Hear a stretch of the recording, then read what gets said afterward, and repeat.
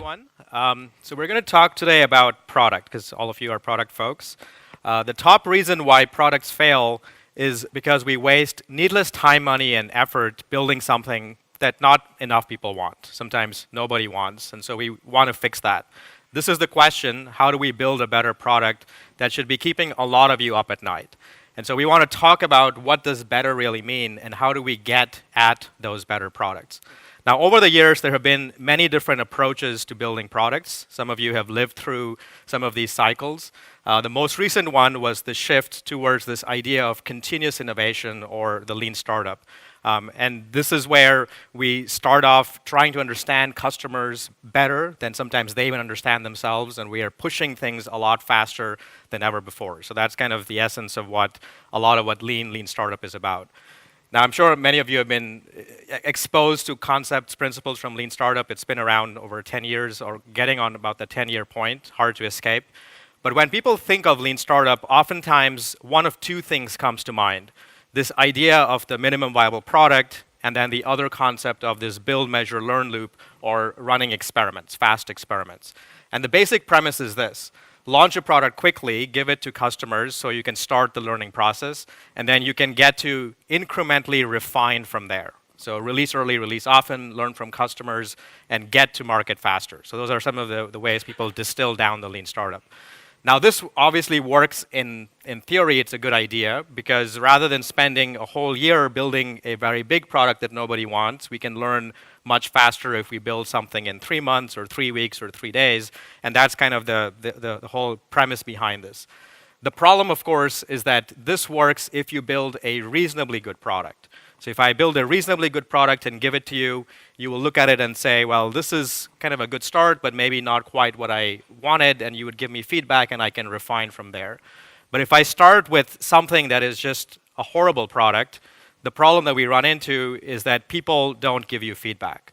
And this is the challenge that we see a lot of people struggling with when they build MVPs, is that they don't take the prerequisite time to really understand customer needs. They take the solution that they want to build, throw that over the fence, and then they just get stuck.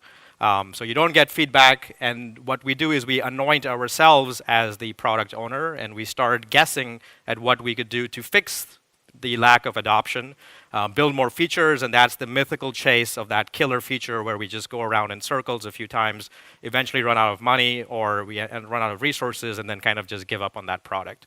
So if you think of that build, measure, learn loop, it's really an idea validator. It's a fast experiment loop, and like experiments, you're only going to get good results if you put reasonably good ideas in.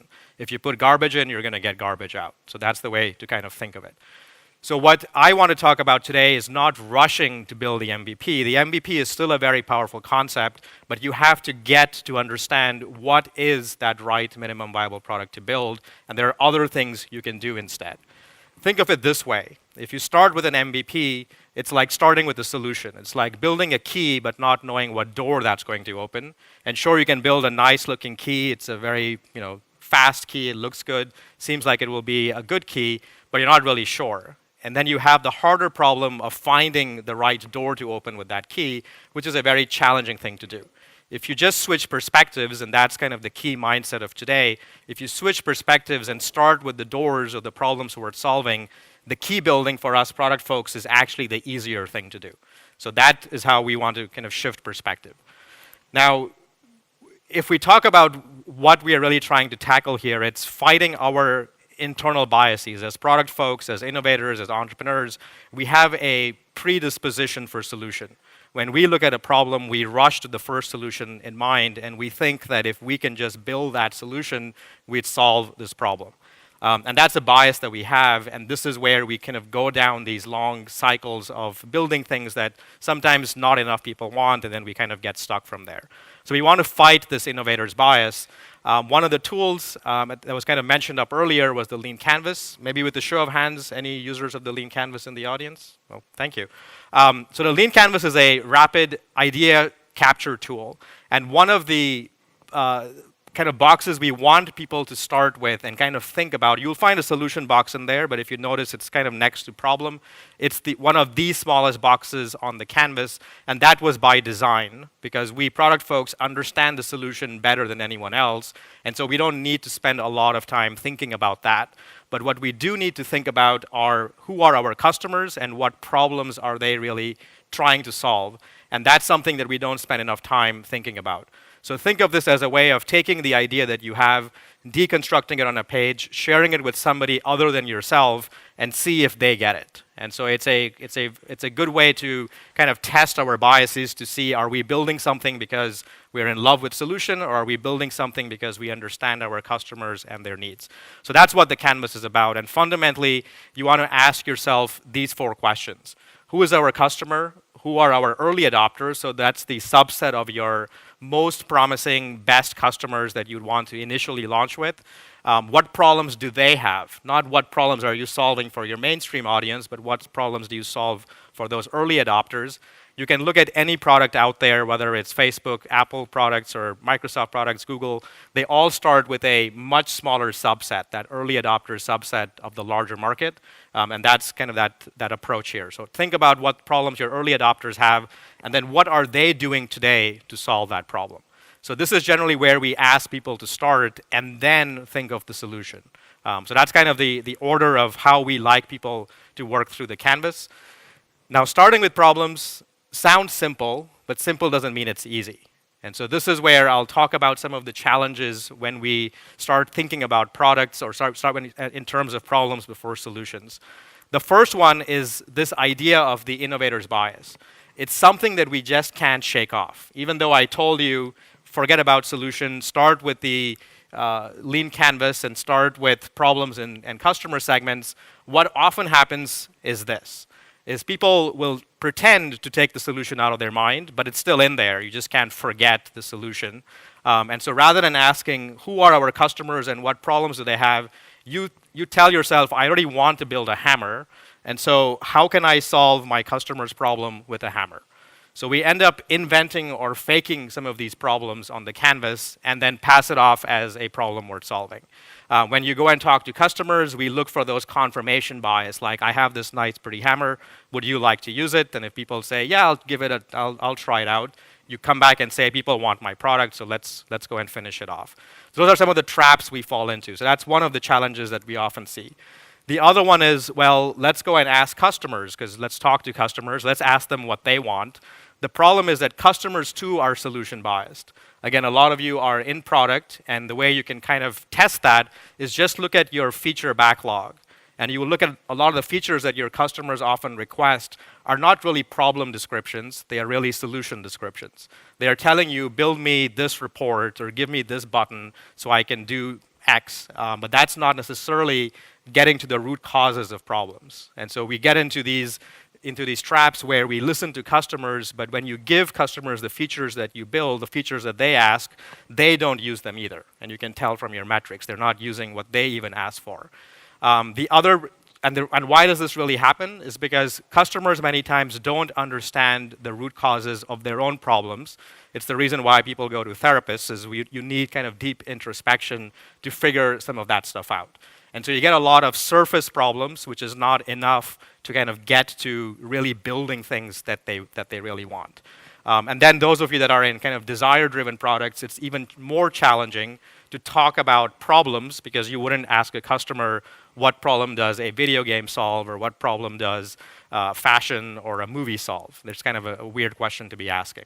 Now, there are problems in there, but it's hard to kind of frame those in terms of problems. So is there a better way? Let's kind of talk about some of these different approaches. I want to share with you, we talked about the innovator's bias. I want to talk to you some about the flip of this, which is the innovator's gift. Is when we go looking for problems, we are often trying to find these new, interesting, untapped problem descriptions out there, but most of the problems that we should be solving are already all in front of us. And the idea of the innovator's gift is a very simple one. The basic premise here is that new problems worth solving are really created as byproducts from old solutions. And so if you study some of these old solutions, you can find very interesting insights in terms of what to then build next. Now, again, it sounds very simple. So to illustrate this, I often like to use this example. This is a semi-autobiographical story of how I have experienced music through my life until now. And I'll start not going back. So as humans, we have listened to music for centuries. I'm not going to go back hundreds of years into the past. I'm going to talk about how I grew up listening to music. And hopefully everyone in the audience kind of knows, I know I'm dating myself here, but hopefully you all know what this is. This is the cassette tape. So you can, and this was a great invention when I was growing up. So I could record my own music, I could make my own playlists, and life was good. I knew in the olden days people had these black circular discs that they would use, and this was way better than that. Or they couldn't record music; they had to listen to music live, and that's no good.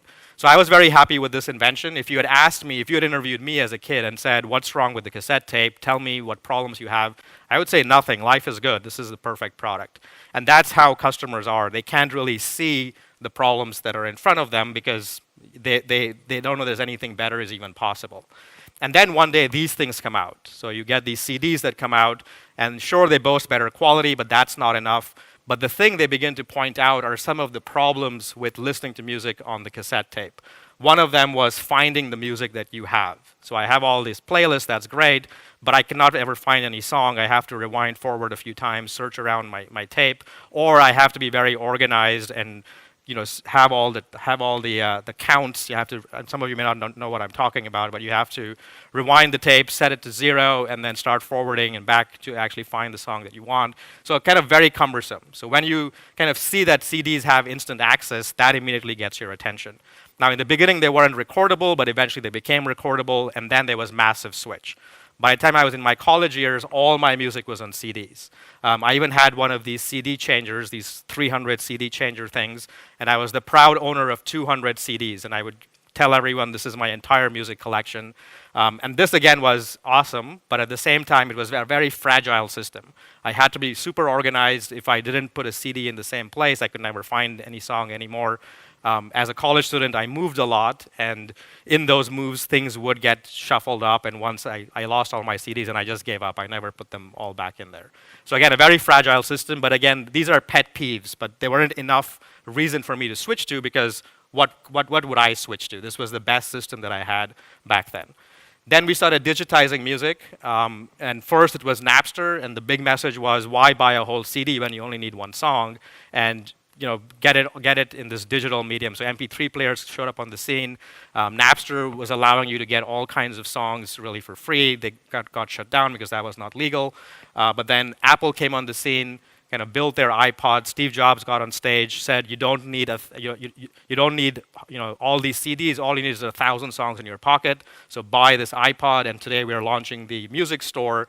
Buy any song that we have, and they had a growing catalog of songs for just 99 cents. And so that caused massive switching. So fast forward a few years, I'm no longer buying CDs, I'm buying individual songs on the Apple Store.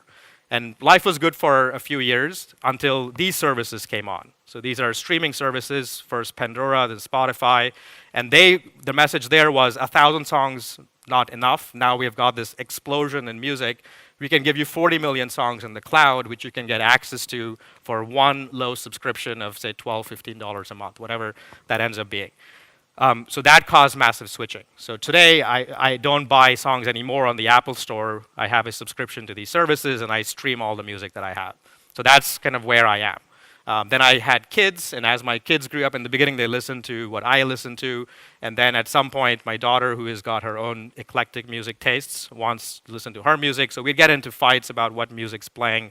And so eventually I gave in and I got one of these smart speakers, and so we gave the kids a speaker in their room so they can listen to what they want, and so now we've got different music streaming in different parts of the house.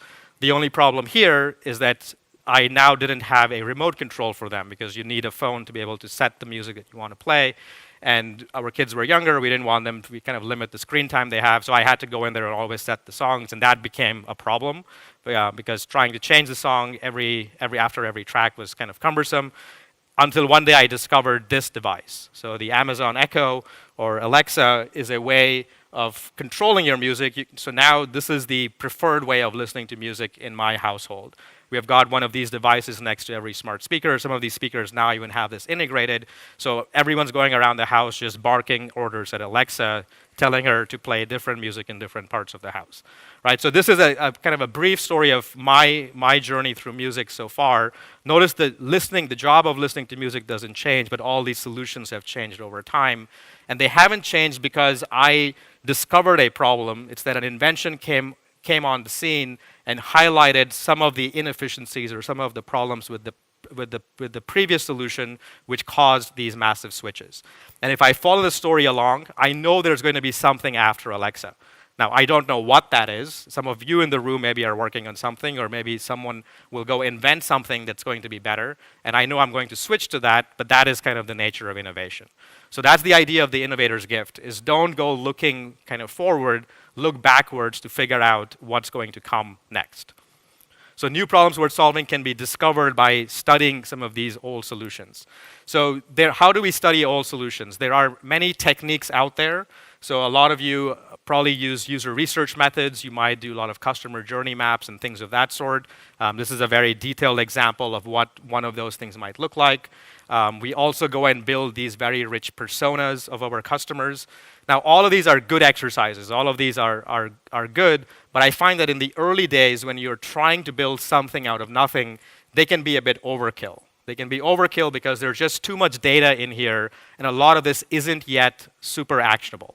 So what I tend to do is I try to strip all of that out, and what we're trying to find are some simpler models to model customer kind of needs and behaviors. And so rather than getting into extensive customer journey mapping, let's start with some simpler models. So a lean canvas, for example, is a simpler business plan. So it's a simple way to kind of get some ideas out. As you learn, you will fill out more of the details, because of course one canvas, one page is not going to be enough to describe a complex business, but at least it gets you started. Similarly here, I want to share with you today a simple model built on customer behavior. If you have come to the conference before and heard someone like Bob Moesta speak, or if you're familiar with jobs to be done, some of these concepts may kind of readily be familiar to you already. Otherwise, you can always go and kind of look that up. So this is a model that's built around customer behavior. What we're trying to understand is what causes people to buy products. What are some of those motivational forces that make them purchase products, consume products, and that's what we want to understand better. So let's kind of walk through this with an example. And again, our goal here is not to find a rich persona, because the danger is that I might create a very rich persona, but a lot of those things may not be the things that cause customers to buy. They might be all fluff information, and if I start building my marketing around that, I kind of go into the wrong markets, or I go after customers that may not necessarily be the right customers.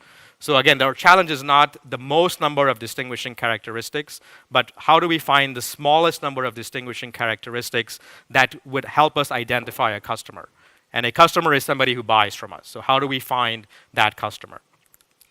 So to kind of illustrate this and the power of this kind of thinking, I'll put this question on the screen here.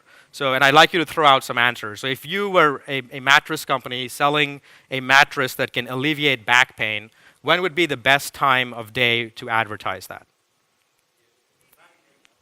9 p.m., anyone else? a.m.? Yes? Thank you. Yes, but so we'll come to that one. So people said, you know, in the morning, and I can understand the morning because maybe you had a horrible night, so that's why in the morning, and then 9 p.m. before going to bed. But those are good answers, but not the right answer. Somebody in the back room said 1 a.m. This is an actual case study from a mattress company where they sell the most number of mattresses between the hours of 2 a.m. and 4 a.m. And if we think about it, we can understand why. It's because at that time people can't sleep, but there's also an opportunity to do something in those hours. So let's kind of unpack this a little bit further using this canvas. So if you just randomly advertise your mattress to people, that's not going to necessarily convert so well because there isn't a triggering event. And that's kind of the first thing we want to identify. A triggering event creates an expectation violation. Those are the more powerful ones. And so if we look at during the day, when are people triggered to buy that mattress is when they have a back pain, and that might be when they're sleeping. Now, Now, the reason that, now, of course, this may happen multiple times, but the reason why the morning is not that good of a time is that I had a horrible triggering event at the night before. I couldn't sleep, but when I wake up in the morning, I have many other jobs to do. I have to get ready for work. I may have to get my kids ready for work. So I'm not going to spend 30, 40 minutes researching a mattress. And so we just procrastinate. So we don't buy then. What about 9 p.m.? I could do that, but again, most humans, all of us tend to be lazy. Procrastination is a common theme. So yes, I want to buy a mattress, but 9 p.m. I'd rather watch Game of Thrones. I don't want to go buy a mattress right now. So that competes with the buying of the mattress. That's not something we want to do, and that's why those times don't convert so well. But when you look at 2 a.m., I'm kind of in back pain. I can't sleep. I wake up, and now my job to be done here, or the thing that my desired outcome is, I want to go back to sleep. And what do I do about that? But even then, the idea of buying a mattress is not the first thing that crosses our mind. We look for the more comforting, the easy solutions out there. I might take a painkiller, or I might take a sleeping pill, or I might turn on the TV or go on the internet for some time, tire myself out, and then go back to sleep. And that's what this mattress company is keying off of, the part that people go on the TV or go on the internet. They imagine, if they are up here, that's a window of time where they have been triggered with pain. What if we show them our solution? So what if I have an infomercial that runs on TV? So when they go browsing channels, they see this, and it creates a poll. It talks about this new mattress that's out there built on this memory foam, much better than spring coil, and it gets your attention. Right? So that's how this mattress company plants their infomercial. So it's built around this trigger and built around this time when they can grab your attention. Now, at that point, you start considering, what if I buy this mattress? This sounds interesting. Let me pay attention to it. So you don't go flipping for Game of Thrones as you originally thought. You kind of stay and watch the first 5 minutes of this infomercial. Now, of course, there's going to be other forces that get in the way. You tell yourself, and that's what the force on the bottom is, inertia. You tell yourself, I already have a mattress. Should I really kind of upgrade and buy this new mattress? It's going to be more money. So I already have this old mattress. But the infomercial is pretty convincing. They talk about all these benefits of the new mattress. Every 30 minutes, the price is slashing. You're getting all these testimonials from happy customers. You're getting scientists come on and talk about how effective how this memory foam is developed by NASA or whoever developed it. And you're convinced. So this is 2 a.m. at night. You can't sleep. You become helpless. And so this battle goes on, and this is what we are trying to understand, is the battle of the forces. This push and pull are trying to get you to buy the mattress, but in the bottom, the inertia and friction are things you are fighting and grappling with. But again, if you're with back pain at 3 a.m. at night, you just give in, and this happens. So when the top forces overcome the bottom forces, that's when the purchase happens. And you wake up the next morning and say, honey, guess what? I bought a mattress last night. Now, it seems like an impulsive buy, but it's not really, right? So again, if you understand these forces, you understand this was deliberately placed to address triggering events and address kind of the needs that this person had, and it's playing on those desires. Now, this is the first battle, getting people to buy your product, but this isn't enough. So I'm not going to talk about the other stages all that much, but those of you building products need to start thinking about how these forces continue to interplay. So when people buy your product, they can still give it back. So you want to make sure that you get them to that first aha moment. So when you get delivery of this mattress, that unboxing experience, the experience of the first night on that mattress is a good one, right? So you can compare the foam versus the spring coil and convince yourself that this is the right decision. I made the right decision. That's the activation or first use or early use. Then there's going to be some repeat use. And at some point, you're going to decide, this is my new mattress. I'm not going to give up the old one. And that becomes the habit moment. And even here, there are these forces that are playing through that you can begin to unpack. So this canvas can be used not just to cause initial purchase, but can also be used throughout the cycle to kind of get people to turn your product into a habit-forming product. So that's kind of what this model is about. Now, this is not the end of the story. Once people have created a new habit, then the story will repeat itself when there's a future triggering event, or maybe even future purposes. Now that I've got a memory foam mattress, what about the pillows? The pillows are not as comfortable, so maybe I should get some memory foam pillows. Maybe I should get a memory foam cushion for my car. You start buying a lot of these other types of products that were triggered by the first one. So this story kind of repeats itself. So triggering events, very powerful thing to understand how people buy products, what triggers them, and then what are those desired outcomes that they are going after. So that was kind of a quick sneak peek on the customer forces canvas. There is actually the customer forces model, there is a fuller canvas that you can use. If you're interested, you can kind of download this at the link down there. There are also some additional techniques for how you might uncover these forces with more examples of what these forces are all about. So as I mentioned, this is work that was kind of heavily inspired by some of the jobs to be done type of thinking. I'm sure some of you have been exposed to that or kind of understand the concept. There are a lot of definitions out there, some of them circular or polymorphic. To me, they're kind of confusing definitions. And so I took an attempt recently to try to put out a simpler definition of what I consider a job to be done is, but it's pretty much what I described to you here today, is that there's a triggering event which creates these unmet needs or wants in our minds, and the journey we take to kind of meet those needs or wants is essentially this creation of a job to be done. So that's how I like to describe it. I want to spend the remaining time kind of talking a little bit about needs and wants. So if we look at needs tend to be more functional, wants tend to be more emotional. Needs are more utility driven, wants have a lot more energy behind them. And so this is why it's important to make a distinction, because a lot of us focus on unmet needs within the context of our products, and that favors optimization. So it favors optimization of the existing product, but you have to go a bit broader. You have to go into what do people really want beyond your solution? What are they trying to really achieve? And that's when we start finding new opportunities for innovation. So to illustrate that, I'm going to quickly share another case study here. Some of you may have encountered this code at some point. This is the famous people want not a quarter-inch drill bit, but a quarter-inch hole, popularized by Theodore Levitt, as you see here. He was a Harvard professor teaching marketing.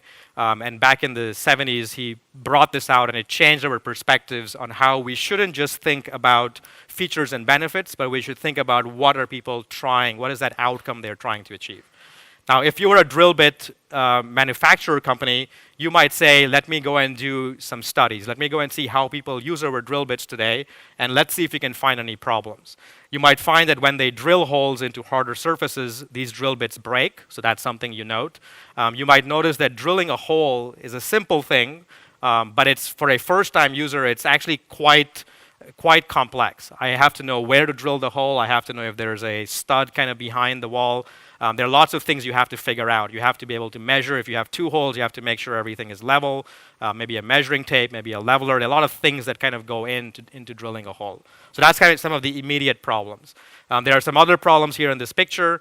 These shavings that fall off that kind of create a little mess, so you have to kind of clean them up. You might think, well, what if I have a drill bit which could maybe have a fan or a vacuum and it can suck those up? So you can start thinking of different solutions to these types of problems.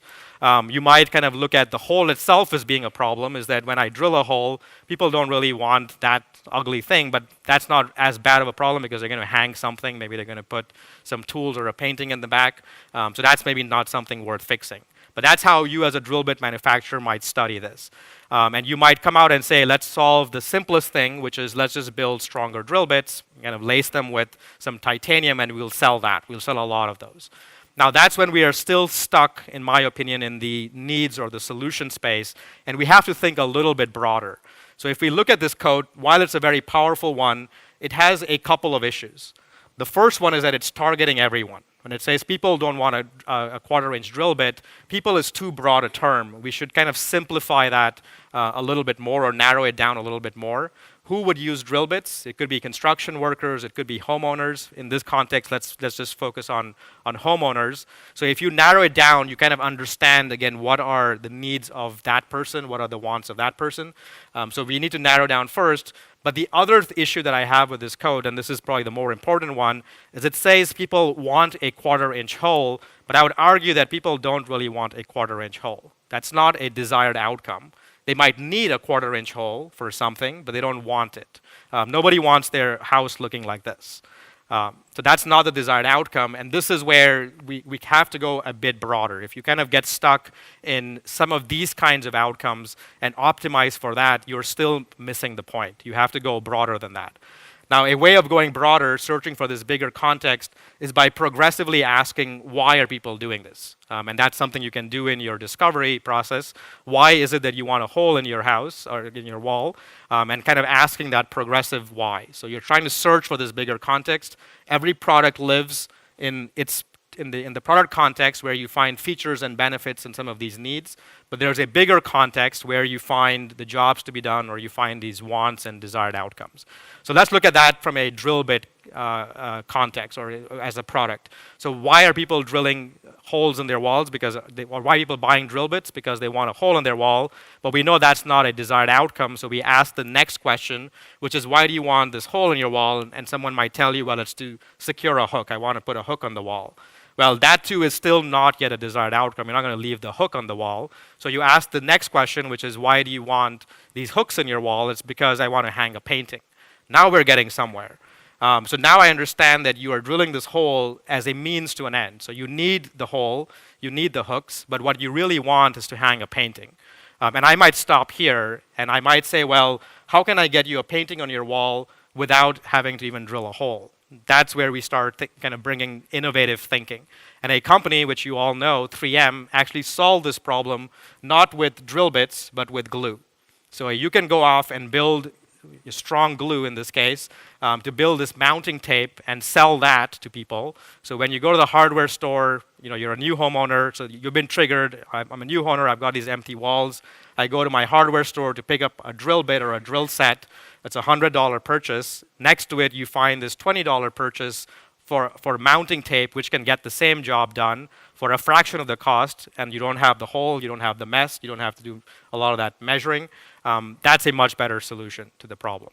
So this is where you can kind of launch something like this. Now, we can even go further up. So you might ask yourself, well, if I want to hang a painting, why are people hanging paintings? Well, it's because, as I described, this is a homeowner. They want to decorate their home. They want to showcase some art in their home. And you might dig a little bit deeper there and ask them, where do they get their art from? And as we know, good art is expensive, so that might be something people struggle with.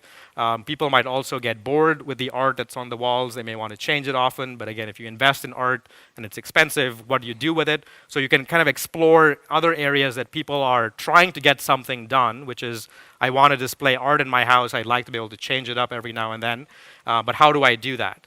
Now, if you're Samsung, you might actually launch and sell more of this product. This might look like a painting, but it's actually a TV. So Samsung actually sells this TV. They call it the Frame. It's actually a TV with a matte finish, so it kind of looks like a painting. I think the tagline is TV when it's on, art when it's off. And so you can actually use it to display artwork on your walls. And there are many examples of this, and as you can see from this landing page, they will even happily sell you a subscription to some of these famous art and art pieces that are out there, so you can change it as often as you like. You can have art in the morning, and you can have art at night that are completely different to match the mood of your house. So again, this is that kind of broader thinking. We started with drill bits, but we end up with selling more TVs. And again, it's getting to people's wants and not just the needs of, let me make the whole creation be more efficient. Rather, you're trying to ask, what is that bigger context, and building something that's a lot more interesting. Now, there are limits to this. If we start going even higher up, things can start to get metaphysical very quickly. Then we start asking ourselves, what is the meaning of life, and why do you want art, and why do you want to express yourself? And so you have to know when to back off. But the message here is that too many people stay in that first circle. They only stay in the solution context, and if you just broaden your perspective a little bit, this is a great exercise for doing it.